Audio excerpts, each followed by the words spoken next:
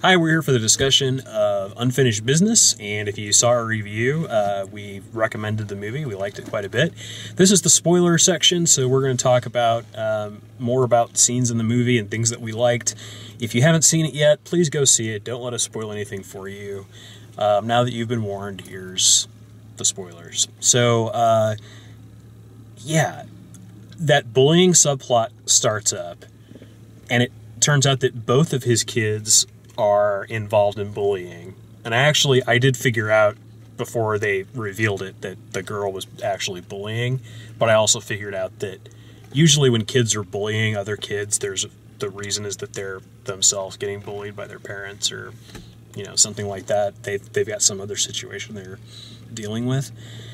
And when that all started up, I was like, I'm not okay with, if this movie goes to a place where Vince Vaughn ends up beating up a bunch of kids, to, fight back for his kids, that's not going to work for me. And that's not where it went at all. It had this, heartwarming, he's trying to figure out how to deal with it. And he's fully grown, but, life is bullying him. There's this parallel that's happening all the time where he's getting, the shit kicked out of him in life, He's being bullied by the bigger company. Yeah. Well, and also there was that great moment where Dave Franco's character makes the point that, it used to be that bullying ended when you left school, and now there's no escaping it. Yeah. They get you on Facebook, they get you on Instagram, so it's a lot harder than it used to be. And he, takes that to heart, and he's like, oh, you know what? Private school is not going to be the solution to this. I need to actually step in and, tell my kid that we're going to get through this together. Mm-hmm. The whole movie changed for me when he started putting the eyeshadow on.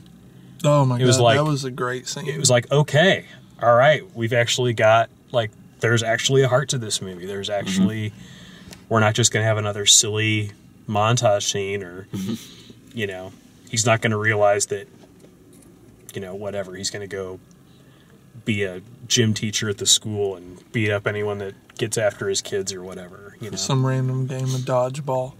Yes. It becomes a strange dodgeball too.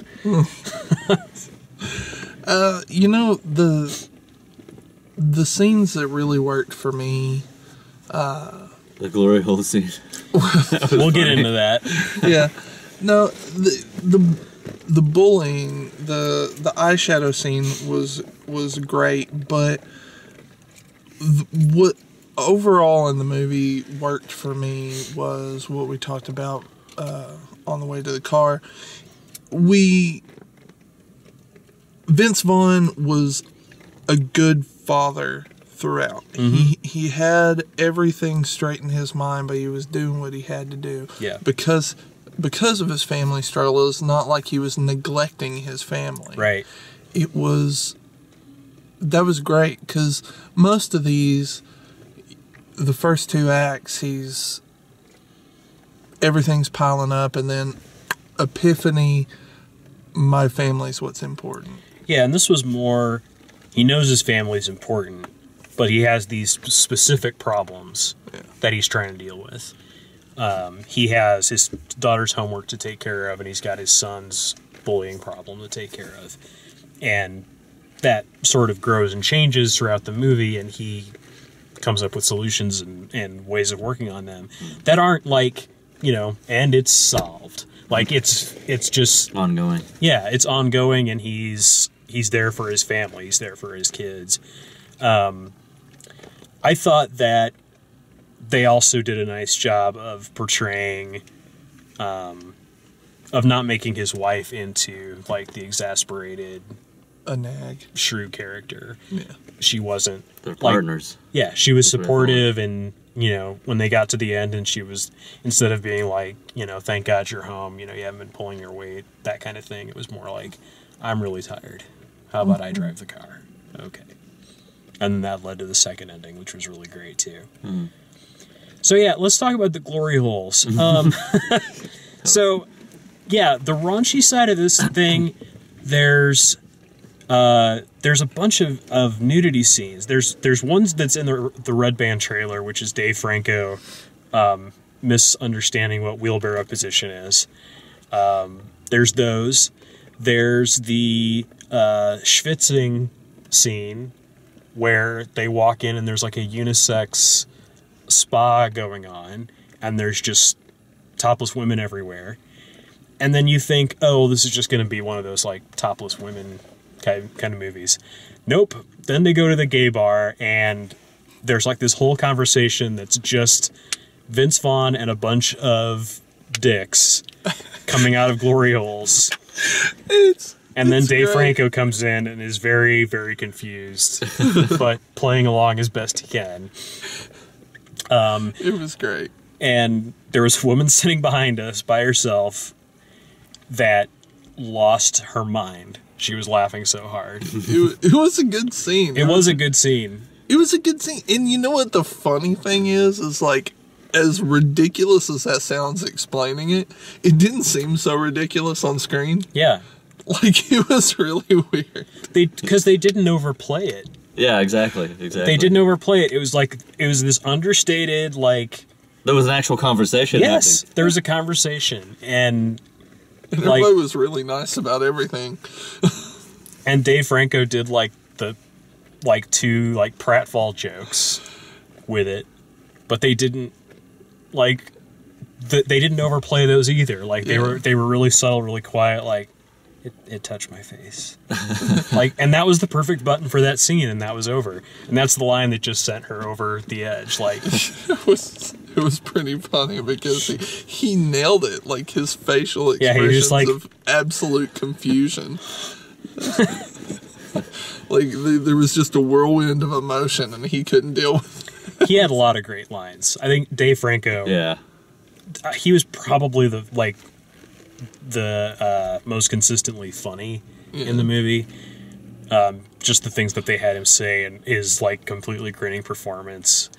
When he first walked into the gay bar, and he's like, "This is my first time in a gay bar."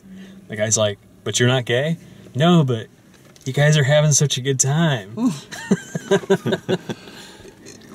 I think my favorite scene of the entire movie was Tom Wilkinson talking to a maid thinking she's a sex worker that he hired, and she is so very much not. It is so freaking hilarious. Else. Can you call me Tony Stark? It was just like, he was really nervous, and she clearly was confused, and of course the audience knows that there's a screw up. Yeah. But it is so I didn't know that. I thought it was the woman from the other company had sent as a distraction to those. That's what I thought was happening. No, because the real one was in Vince Vaughn's room, remember? Yeah. So... yeah, and then Vince Vaughn showed up at the door and was like, she needs to... You need to stop talking to her. Yeah, but when it first, like, when Vince Vaughn at the beginning... you first thought it was... Yeah, I thought that was, like, distraction sent to them.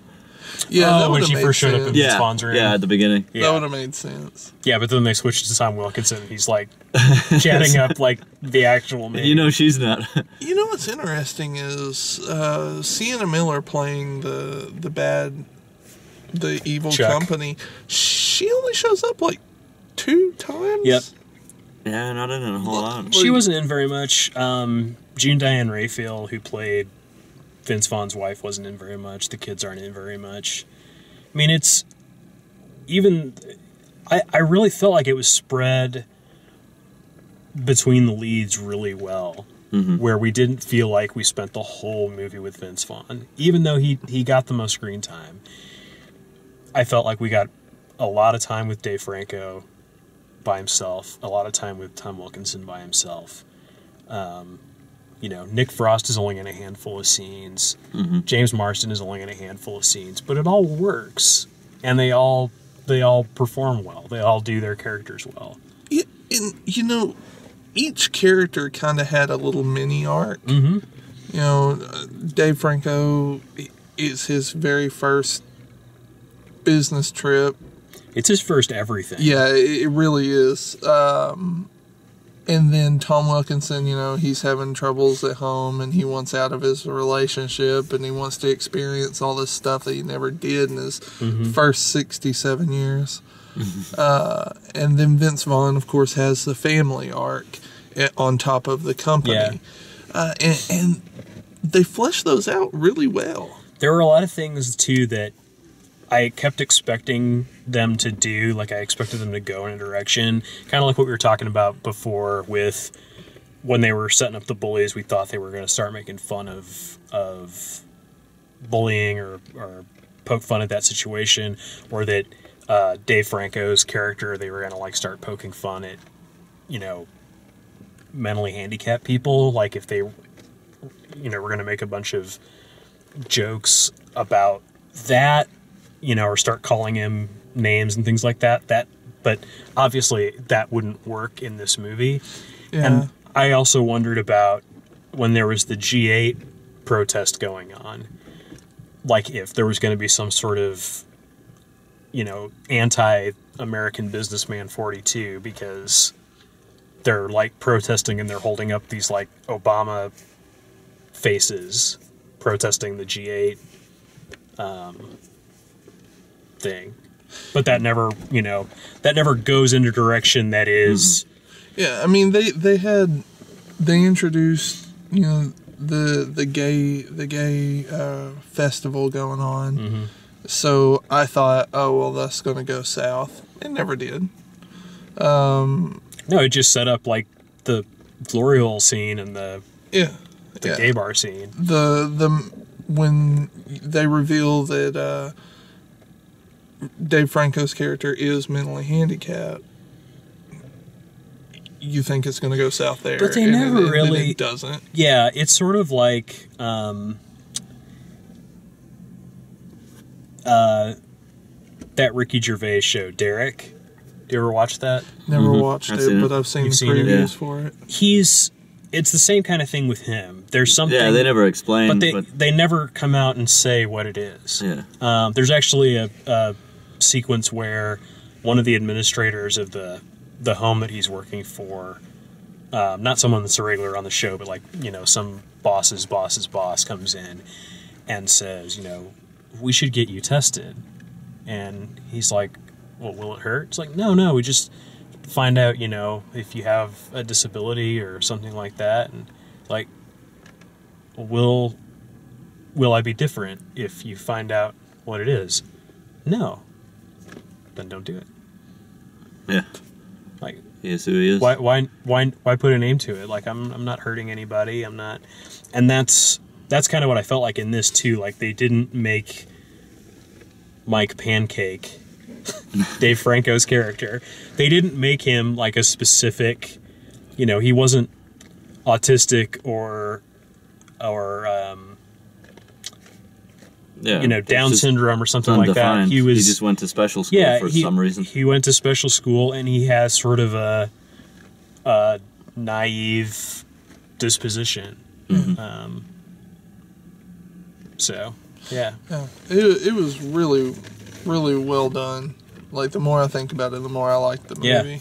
It's impressive. And, we're sitting here discussing, like, the merits of an R-rated Vince Vaughn comedy not going too far. My head hurts now. All right.